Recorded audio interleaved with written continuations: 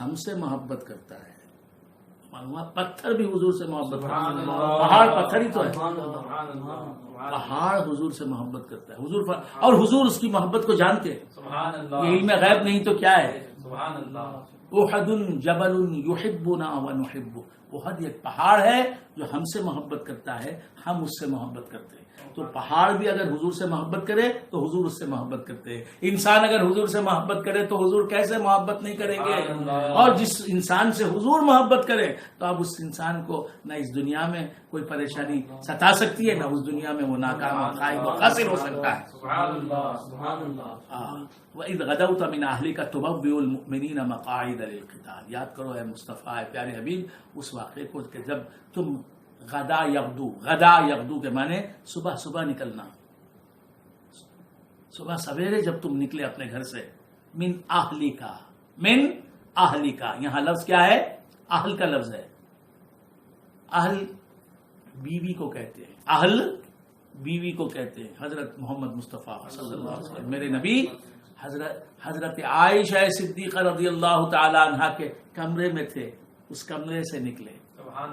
عائشہ جو حضور کی اہل ہیں رضی اللہ تعالی عنہ, ان کے کمرے سے, ان کے حجرے سے نکلے صبح ہی صبح جنگ کے لیے.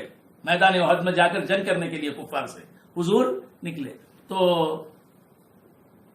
حضرت عائشہ صدیقہ کو اہل بتا رہا ہے حضور کی قرآن. تو معلوم یہ ہوا کہ حضرت عائشہ صدیقہ رضی اللہ تعالی عنہ حضور کے اہل بیت ہیں, گھر والی ہیں. تو ازواج نبی بھی اہل بیت میں داخل ہیں.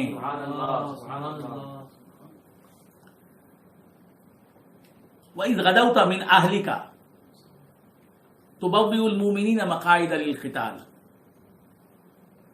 اور احد کے مقام میں پہنچ کر حضور نے کہہ دیا کہ تم یہاں کھڑے رہ جاؤ, یہاں کھڑے رہ کر جنگ کرو.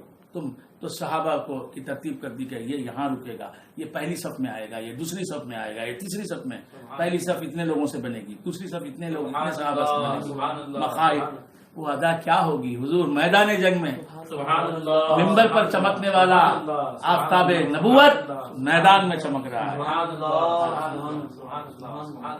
محاذ و منبر ٹھکانے اس کے, محاذ و منبر ٹھکانے اس کے. کبھی وہ منبر پر نظر آتا ہے اور کبھی وہ محاذ پر, فرنٹ پر, مورچے پر, بیٹل فیلڈ میں نظر آتا ہے. محاذ و منبر ٹھکانے اس کے. وہ سر بسجدہ بھی مسجد میں, مسجد نبوی میں وہ سجدے میں سر جھکائے ہوئے نظر آتا ہے. وہ سر بکف بھی میدان جنگ میں ہتھیلی پر اپنا سر لیے ہوئے وہ دکھائی دیتا ہے, کفار کو تحقیق کرتے ہوئے دکھائی دیتا ہے. محاذ و منبر ٹھکانے اس کے. وہ سر بسجدہ بھی سر بکف بھی.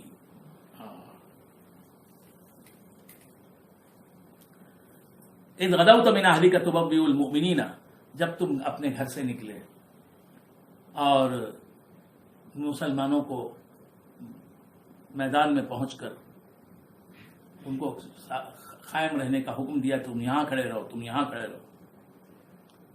واللہ سمیع علیم, اللہ سن رہا تھا. مصطفیٰ تمہاری باتیں اللہ سن رہا تھا, اللہ سننے والا ہے.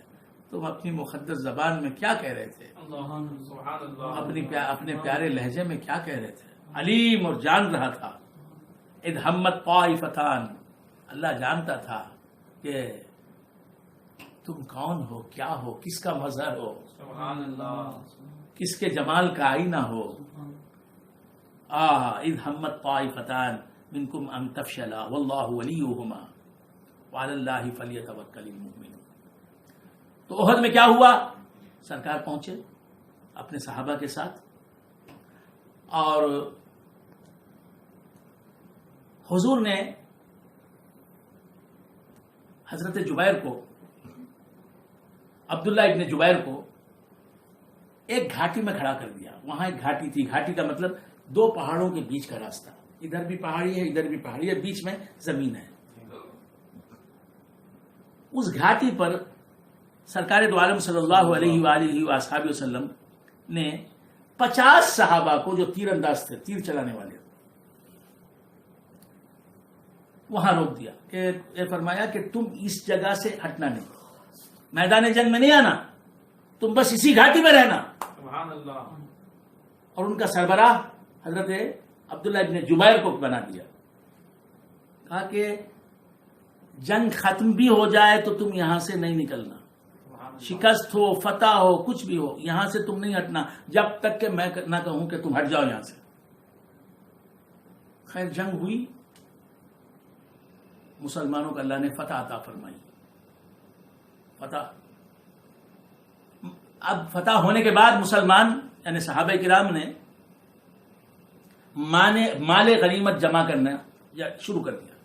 مال غنیمت کفار کے پاس جو کچھ ہوتا ہے ان کے ہارنے کے بعد وہ مسلمانوں کا مال بن جاتا ہے. کفار جو کچھ لے کے آتے ہیں جنگ کے میدان میں تو باہر کا ان کی عورتیں لونڈیاں بن جاتی ہیں اور ان کے مرد غلام بن جاتے ہیں جو پکڑ لیتے ہیں، جن کو پکڑ لیتے ہیں مسلمان، اور سامان ان کا سب مال غنیمت بن جاتا ہے. تو مال غنیمت جب جنگ فتح پر منتج ہوئی، جنگ کا نتیجہ کیا ہوا؟ فتح. جنگ احد. جنگ بدر آپ کو معلوم ہے کب واقع ہوئی؟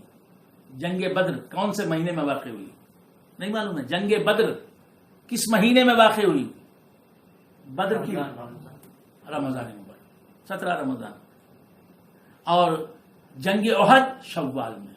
یہ یاد رکھیں، جنگ بدر رمضان میں، جنگ احد شوال میں. تو سرکار دو عالم صلی اللہ علیہ وآلہ وآلہ وسلم کو اللہ نے فتح عطا فرمائی، صحابہ کو فتح ملی، مال غنیمت جمع کرنے لگے صحابہ. یہ جو گھاٹی میں تھے 50 صحابہ، تیر انداز صحابہ، حضرت عبداللہ ابن جبیر کی سرکردگی میں انہوں نے دیکھا کہ جنگ تو ختم ہو گئی، جنگ تو ختم ہو گئی، اب تمام صحابہ مال غنیمت اکٹھا کرنے لگے ہیں، تو ہمیں بھی ان کا ہاتھ بٹانا چاہیے. یہ ایک اہم کام ہے. اب جنگ تو ہو گئی، فتح مل گئی، اب ہمیں بھی ان کا ساتھ دینا چاہیے. ہمیں یہ گھاٹی کو چھوڑ کر وہاں پہنچنا چاہیے جہاں صحابہ ہمارے بھائی مال غنیمت جمع کر رہے ہیں. ہمیں بھی جانا چاہیے، ان کا ہاتھ بٹانا چاہیے، ان کا ساتھ دینا چاہیے. یہ اجتہادی غلطی ہو گئی. صحابہ سے کیا ہوئی؟ 50 صحابہ سے کیا ہو گئی؟ اجتہادی غلطی ہو گیا. اگرچہ کہ عبداللہ ابن جبیر رضی اللہ تعالیٰ عنہ جو صحابی تھے انہوں نے کہا کہ نہیں مت جاؤ، حضور نے فرمایا ہے، تاکید کی ہے کہ کسی صورت میں بھی یہ مقام نہیں چھوڑنا، یہ گھاٹی نہیں چھوڑنی ہے. لیکن دوسرے صحابہ نے ان کی بات نہیں مانی. ان سے کیا ہو گئی؟ خطائے اجتہادی. خطائے اجتہادی گناہ نہیں ہوتی، نہ گناہ صغیرہ ہوتی ہے نہ گناہ کبیرہ ہوتی ہے. خطا اجتہادی کو اللہ تعالیٰ معاف کر دیتا ہے، اگرچہ کہ وہ خطا ہے. تو یہ خطا اجتہادی ہو گئی صحابہ سے. سبحان اللہ. معلوم صحابہ سے خطا اجتہادی بھی ہوتی ہے. تو وہاں سے صحابہ نکل گئے جہاں حضور نے کہا کہ یہ مقام نہیں چھوڑنا، نکل گئے. آخر کار کیا ہوا؟ کفار جو شکست کھا کے بھاگے تھے وہ پیچھے سے وہاں آئے جہاں وہ درہ تھا، وہ گھاٹی تھی. دیکھا کہ یہاں لوگ نہیں ہیں تو اس راستے سے کفار آئے اور مسلمان جو مال غنیمت جمع کر رہے تھے ان پر ایک حملہ کیا. اس طرح مسلمانوں کو پریشانی کا سامنا کرنا پڑا. کچھ مسلمانوں کے جانیں گئی، یعنی کچھ مسلمان شہید ہو گئے. آپ سمجھ رہے ہیں؟ جنگ احد ہی میں حضرت حمزہ رضی اللہ تعالی عنہ شہید ہوئے. تو ہوا یہ کہ مسلمانوں کا نقصان ہوا. مسلمان شکست نہیں کھائے. مسلمانوں نے، بہت سے لوگ کہتے جنگ احد میں شکست ہوئی مسلمانوں کو، نہیں، مسلمانوں کا نقصان ہوا. تو اللہ تبارک و تعالیٰ نے یہ دکھا دیا کہ رسول اللہ کے فرمان کی خلاف ورزی اگرچہ کہ خطائے اجتہادی کے طور پر ہو، سبحان اللہ سبحان اللہ سبحان اللہ، وہ نقصان لاتی ہے.